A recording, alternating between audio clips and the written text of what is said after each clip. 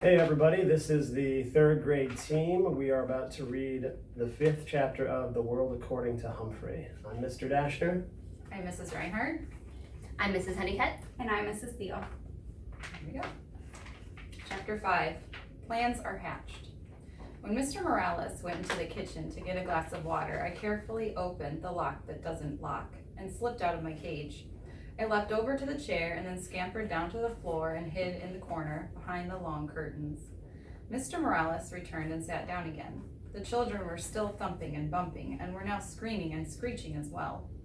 "Say, Humphrey, maybe you need some water too," he said and leaned towards my cage. Mr. Morales gasped when he saw that it was empty. "Humphrey, where did you go?" "Oh, I should have known you escape. I'd run away from those kids if I could too. But do me a favor, Humphrey. Please come out." In a panic, he darted around the room. "The kids in room 26 will hate me if I lose you," he said. I felt sorry for Mr. Morales, so I scratched around a little. "There you are," he said, bending down to look at me. "Now let's get you back in your cage." Not quite yet, I thought. He reached down to pick me up and I scampered forward, just a few inches past his hand. "Don't do this to me, Humphrey," he said. "Cooperate." But I wasn't doing anything to him. I was doing something for him. "Work with me," he said, but this time to himself. Maybe, "Hey, that's it." He looked down at me. "With your help, Humphrey?" Mr. Morales really swung into action then. He raced upstairs. The thumping and bumping stopped. When he raced back downstairs, Willie and Brenda were with him. "Close all the doors, Willie," he said. "But Dad," Willie whined. "Close them," his father repeated firmly. "Now." Willie closed all the doors. "You two scared poor Humphrey with your screaming and poking and thumping. We may never see him again," he told them. Brenda burst into tears. "Humphrey's dead," she sobbed. "No, Humphrey's too smart for that," Mr. Morales told her. "But he will run away if you two aren't nice to him." Right. You have to be pretty smart to be a principal. "Now, do you want to help me get Humphrey back?" "Yes," the children shouted. Mr. Morales explained the plan. He said the only way they'd get me back in my cage was if they worked together, and they could only work together if they listened to him. Really listened. They were listening now, and they kept listening too, because he told them the most important thing they could do was to be quiet. So they were quiet. "I'm pretty sure he's still in the room. Our job is to lure him back into his cage," Mr. Morales whispered. He put my cage in the middle of the floor. Then he went into the kitchen and got a handful of sunflower seeds. Willie and Brenda helped him make a trail of seeds across the floor leading up to the cage. "Good," said Mr. Morales. "Now we have to be very, very quiet and wait for Humphrey to pick up the seeds. But if you say anything or even move, you might scare him." "We'll be quiet, Dad," said Willie. Brenda agreed. They all sat on the sofa. "Do you think it will work?" Willie whispered. "Of course," Brenda answered. "Dad's smart." "Well, he's not the only one." I waited for a while. After all, the Morales children needed all the practice staying quiet they could get. When Willie got restless, I started skittering across the floor. "I hear him," said Brenda. "Shh," said Willie. I waited a few more seconds and then scrambled out of the corner and grabbed the closest seed. I could hear loud gasps from the children, but I pretended not to notice. I scurried toward the second seed. This plan Mr. Morales came up with was tasty, tasty, tasty. I could almost feel 3 pairs of eyes fixed on me, but I ignored them. I grabbed up the third and fourth seeds, hid them in my cheek pouch, then stopped right outside the open door of my cage. Inside, Mr. Morales had left a lovely pile of sunflower seeds. It was nice to be free, but my cage was home after all. Besides, until the day somebody fixes the lock that doesn't lock, I can get out whenever I want. The kids were still quiet, so I made a run for the cage. Mr. Morales quickly closed the door, and the children began to cheer. "We did it," said Brenda. "Dad's the smartest man in the world," said Willie. "Hey, you kids helped. When we cooperate and work together, we make a pretty good team," Mr. Morales told them. "Lo mayor," Willie agreed, "the best." Mr. Mayor squatted down and winked at me. Of course, Humphrey helped too. I'll say.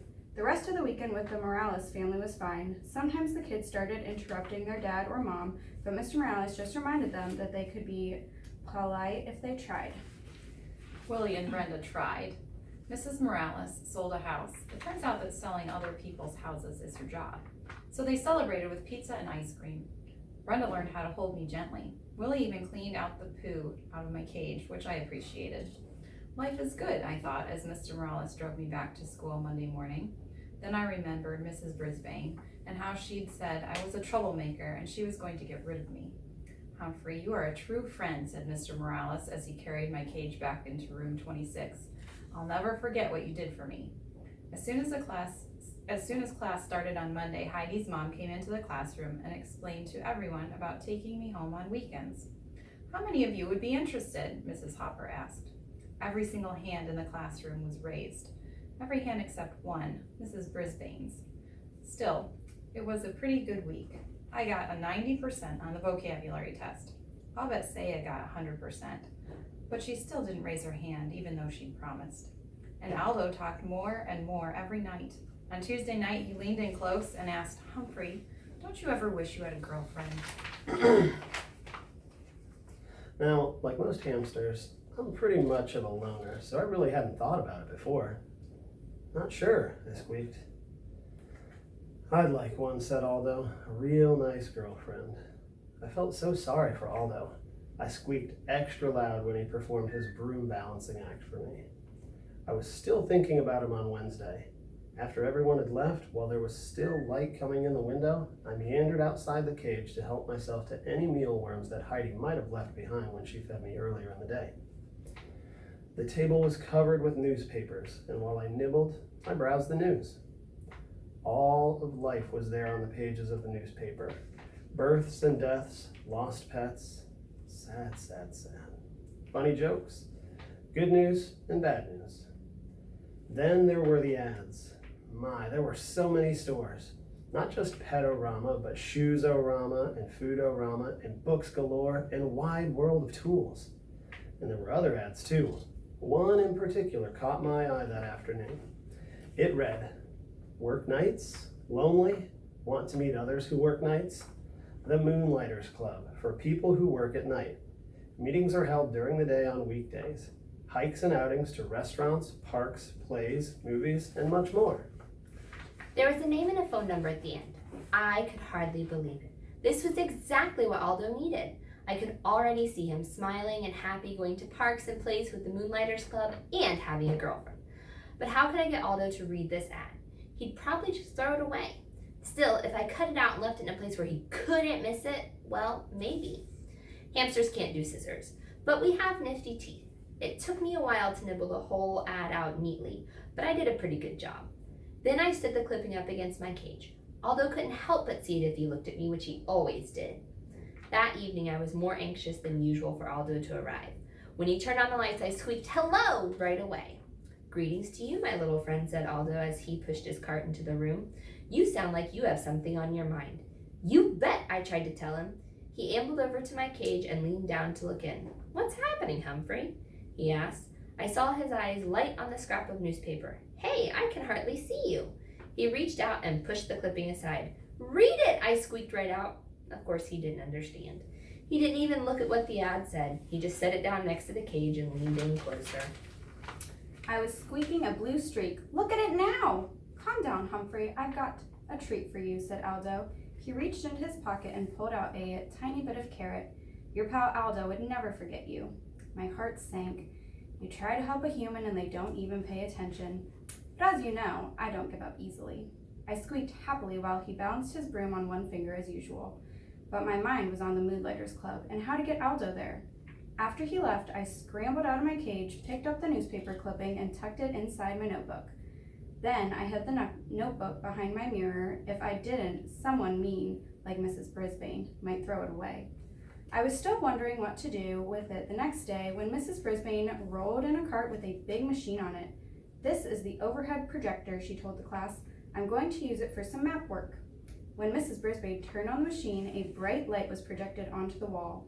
Then she placed a paper map on the glass, and suddenly that map showed up really big on the wall.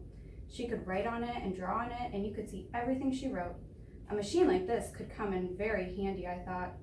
So when Mrs. Brisbane turned the machine off and sent my class off to lunch, I thought about that machine. When AJ cleaned my cage and changed my water and bedding, I thought about that machine. I thought about it so hard, I suddenly came up with a really good plan, but it would be difficult to carry out and dangerous as well. Tip 5. If a hamster manages to escape his cage, you can sometimes lure him back in with a trail of sunflower seeds. Guide to the Care and Feeding of Hamsters, Dr. Harvey H. Hammer.